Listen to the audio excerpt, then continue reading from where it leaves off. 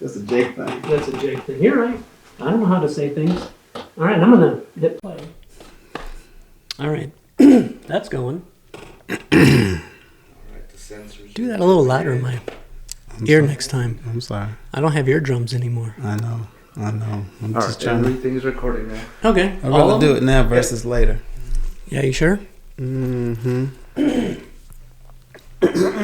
Hey, what you trying doing? to head away with it? Okay. Well, you know how it goes, yeah. So here's what we'll do, okay? I'll just start talking, and then you can talk. And then we'll talk together. And then when we're done talking, then we'll be done. Sounds good. Everything's good, JJ? Yep. All right, here we go. And I'm looking this way, right? And we got that one. Okay. By the way, there's a bird in my dressing room. You need to have security come out. That's weird. Yeah. Like, We don't have security. we don't have a dressing room either. So, all right. Or you got makeup done already? Yeah. All right. Sponsored by Harmony Coalition. Did I do that right? Don't you? Yeah, you said Harmony Coalition. You said you Harmony did that right. Coalition. Yeah. Okay. All right. Here we go.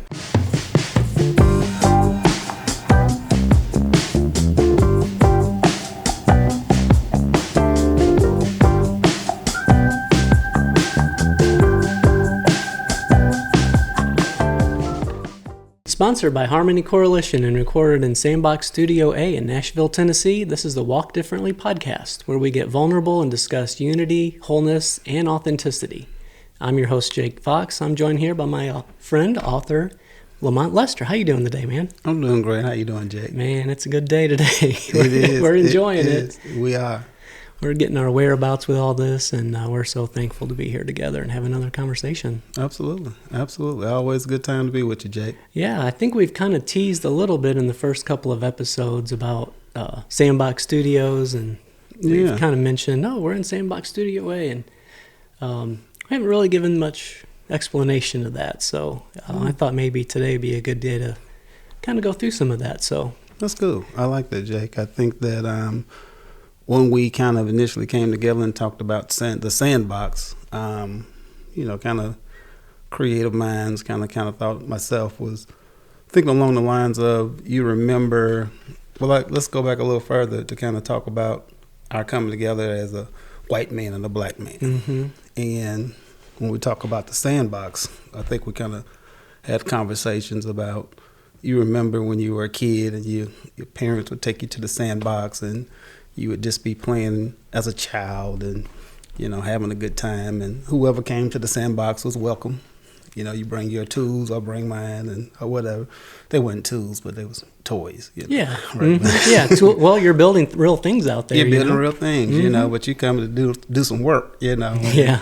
And whoever comes to the sandbox, you just kind of had a good time. And from there, we had a discussion about being like childlike, even from a Christian perspective, the Bible talks about childlike faith and, comes to me as little children and this is that. But I think a lot of times as a child, you really don't have any prejudices, any biases or whatever.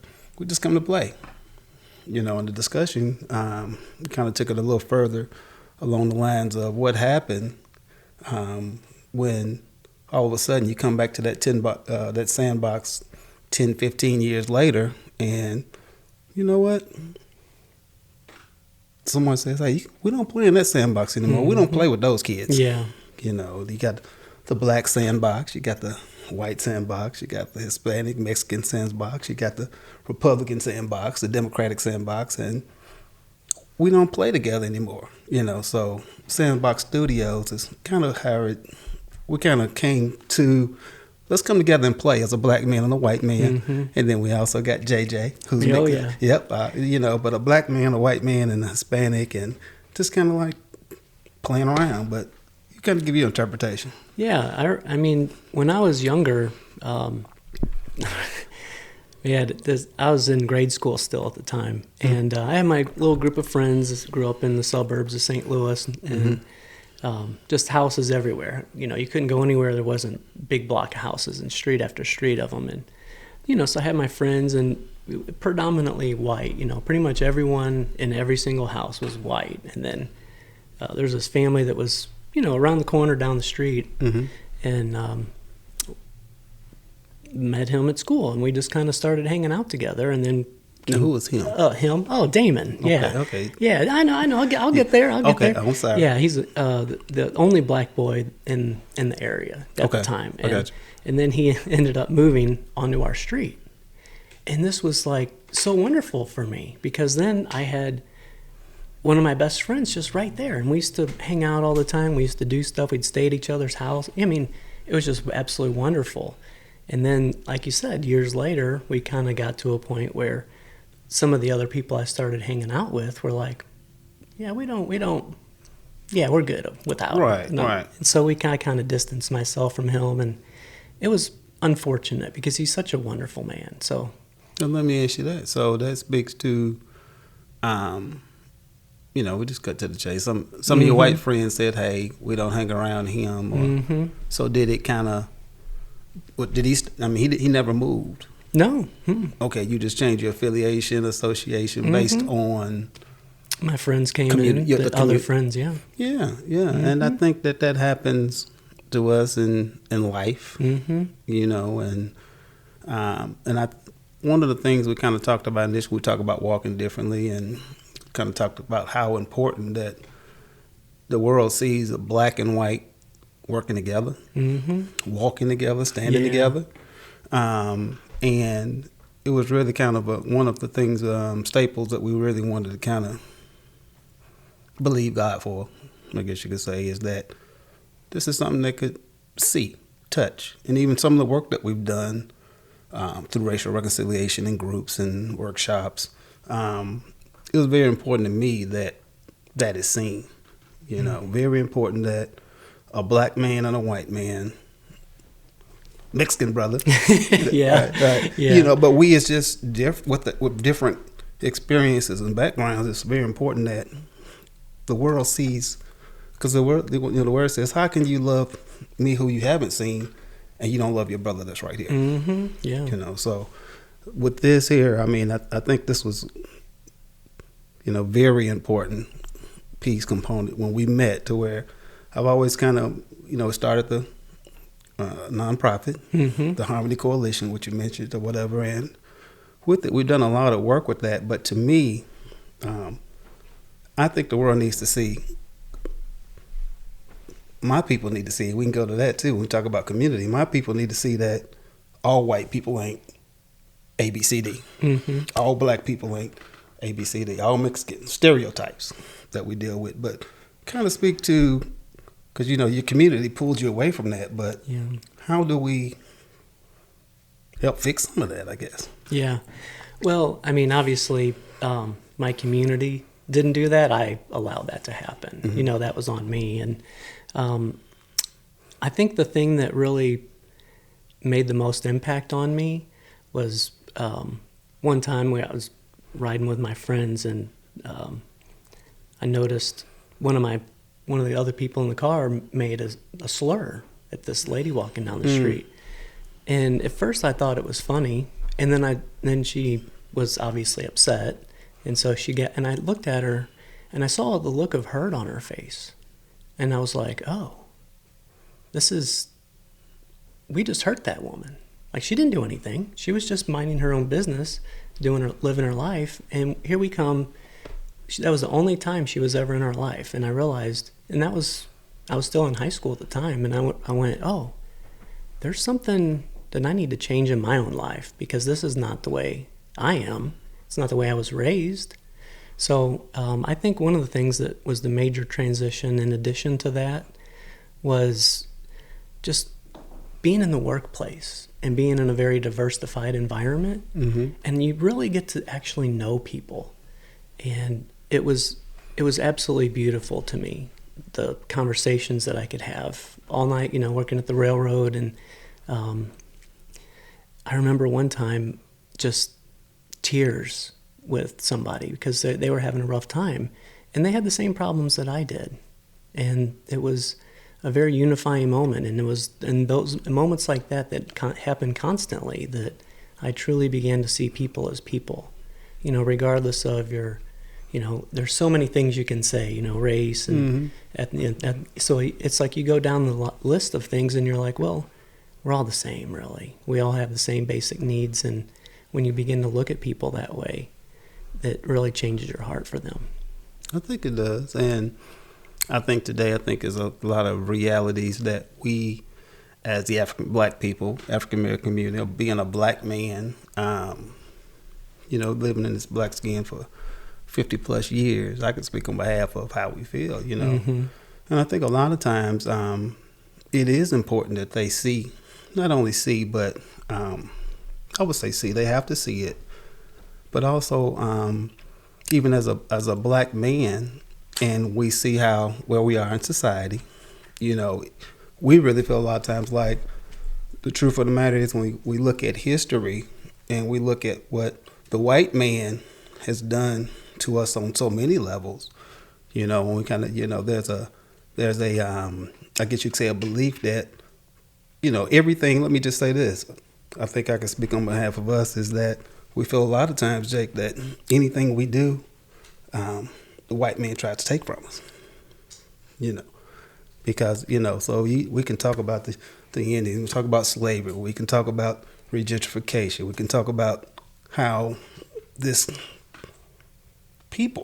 white people have come in, and for whatever reason, I think that they are intrigued and kind of like, I mean, probably when they saw the slaves back when they went to Africa and saw them, they probably, man, this black people are something else. These guys are amazing.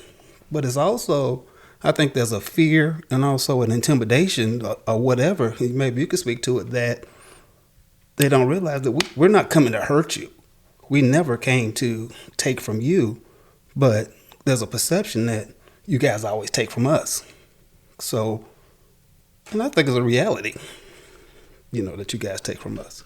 So we need to see people that hearts have changed and perceptions have changed and have grown into really just appreciate for us, because even in society and laws and all these things that's going on,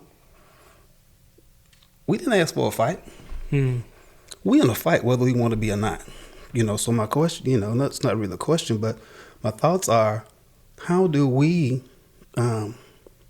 what is your role in, how do you feel that you try to make amends or patch a wound or, be empathetic or whatever towards history to change perception? That's a lot. Yeah. Oh my goodness, there's so much packaged into. There are multi levels of things that you just mentioned, and the thing that strikes me the most is what you said is a reality. Sometimes as whites, we get real defensive, and we're like, well, I didn't do it, I'm not the one, and we want to kind of pull back. But instead, I think it would be most helpful to lean in and acknowledge my role and my, white people's role in the things that have happened to the black communities over centuries. And so just from a human perspective, one that kind of leads with empathy and leads with compassion, it kind of breaks my heart, because had I lived, back in those days, I would have been the same way. All right, I got you. So I can't sit here and say, oh, I didn't. No, I would have. I would have. Yeah. And that breaks my heart to know, the things that we're exposed to, the home that we grew up in, the ways that we are trained. Because like you say, in the sandbox, you don't see the color. You don't see it. It's not there. We just had to have fun. Yeah, and then I want to play with my brother. Yeah, and somebody comes from from another country, and they bring in a nice dump truck, and you're like, this is great. And now there's another tool to play with, And so that's a long way to get around to say, acknowledging my role and saying, I can't speak to the entire black community at the moment, but I can speak to you as a friend. And my heart is just saddened by those things. And they wound me. But instead of living in the shame of all that, then I want to say, acknowledge, not only am I sorry, but I want to make it right. And the best way that I know how to do that now is to just say, let's make it right together. That's good. And then when other people see us that have made it right, then they can also come alongside us and join in what we have, and then go into their community and do the same thing. That's good. And I think we've tried to, we're doing that, with some of the workshops and things we're coming together with people with different backgrounds. And because even the truth of the matter is, even with like JJ and, this ICE thing and all that's going on. There's a lot. From, they're dealing with a lot, So, you know what? They're not welcome in the sandbox anymore. You know what I'm saying? Just perception. Hey, you know what? Immigrants can't come. They can't play over here in America. And even as America, we've never, and like I said, we got a lot of issues that we have covered up or whatever. But I think like right now, we're just really at a place to where, like you said, we have to try to, I think that through the workshops and the work that we do with Harmony, Soldiers International, that our job becomes to create a new model. Yeah. We kind of talked about that too, creating a new model of how things should, or maybe even considering creating an arc. What you think about that? Kind of an arc where everybody can come in. You know what I'm saying? Because it's raining out, there's a storm. Yeah. And it's hitting all of us, it's affecting all of us. But where can people go and be safe if they're not like you, or, you're a Republican, or you're a Democrat, you're black, you're white, he's an immigrant, all the stuff that we're using for division, where is there a safe place? Do you know of a safe place to where, I know we're working on that, but just in general, do you know of where can they go? Yeah. Yeah. The church? Well, no, go ahead. Yeah. I'm messing with you. Well, the thing is, the church should be that arc. It's hard. Yeah, it's hard to point people to something that you can go to. You can't just say go into any church, right? Because some of them may not be as welcoming of some of those things. Some of them are so focused on the internal structure, and these are our programs, and these are the things we have going on. So something new comes in, and there's not enough space possibly built into the things that they could adjust to kind of cater to the need at the time. So the thing that I would like to say is what we're doing, the things that we've done together so far, especially with some of these breakfasts that we've done, it was very clear to me very soon, each single one that we've done, when everybody else there felt that it was the safe space that they needed to truly share their heart, to truly feel like they had a place to belong, where they could bring in their brokenness if they needed to lay it down, or if they had their strength that they brought in to exercise community building and team building and those things. Those are so impactful, right. And we need more spaces like that. And so part of what we're doing is we're trying to help other people to see what we do, so that then they can not duplicate it exactly, but join with us in the movement of helping other people to walk differently as well. Yeah, and I think that's the work. As we walk differently and are learning to walk differently in order to stand together,